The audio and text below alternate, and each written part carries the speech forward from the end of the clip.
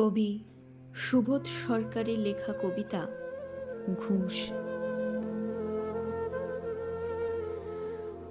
রবীন্দ্র রচনাবলীর নবম খণ্ড দিয়ে চাপা দেওয়া সুইসাইড নোট, ছেলেকে লেখা। লিখে হাতে ব্লেড নিয়ে বাথরুমে ঢুকেছিলেন মাস্টার মশাই।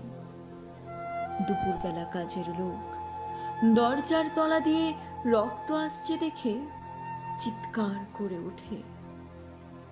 ছেলেকে লেখা এই তার প্রথম এবং শেষ চিঠি।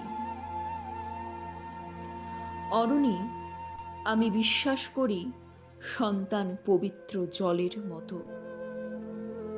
যদিও তোমার সঙ্গে আমার সম্পর্ক ভালো নয়, তবু তোমাকেই লিখে রেখে যাই।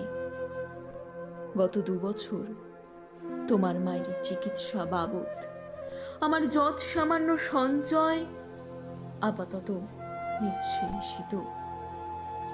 চিকিৎসার ব্যয়ভার আমি আর নিতে পারছিলাম না।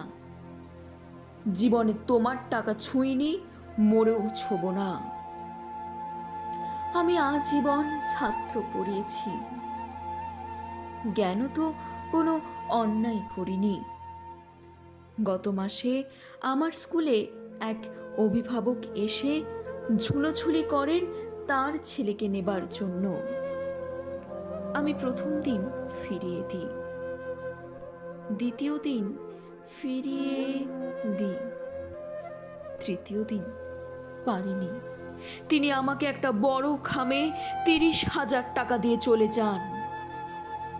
সেই টাকায় এই মাসে তোমার মায়ের চিকিৎসা চলছে। জানি না তিনি বাড়ি ফিরবেন কিনা কোনোদিন। ফিরলে বলো, পৃথিবীতে আমার বেঁচে থাকার অধিকার চলে গেছে। ইতি, বাবা। যখন সারাটা দেশ দাঁড়িয়ে আছে ঘুষের টাকার ওপর, তখন রবীন্দ্র রচনাবলী দিয়ে চাপা দেওয়া একটা সুইসাইড নোট। হাসপাতালে গাছের তলায় গা ছমছম করছিল।